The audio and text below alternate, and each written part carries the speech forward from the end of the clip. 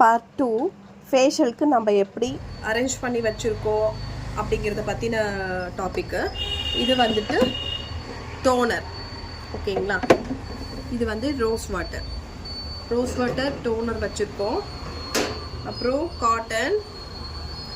Cotton எடுத்து வச்சுருக்கோம். அப்புறம் வைப்ஸ் பண்ணுற காட்டன், ஒரு ப்ரஷ் எடுத்து வச்சுருக்கோம்.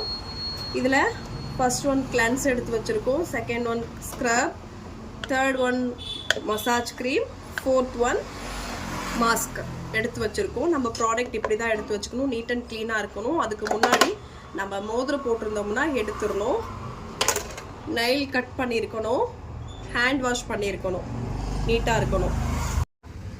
இப்போ ஹேண்ட் வாஷ் பண்ணியாச்சுங்க, என்னோட ஹேண்ட்ஸ் நீட்டாக இருக்குது.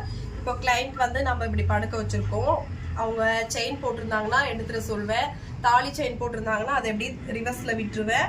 ஹேர்லாம் ஃபுல் லாக் பண்ணியாச்சு, இயர்ரிங்ஸ் எல்லாம் எடுத்து அவங்கக்கிட்டே ஒரு பர்ஸில் போட சொல்லி கொடுத்துருவேன். ஓகேங்களா? இப்போ வந்து நம்மளோட மாடல் ஃபேஷியலுக்கு ரெடி ஆயிட்டாங்க.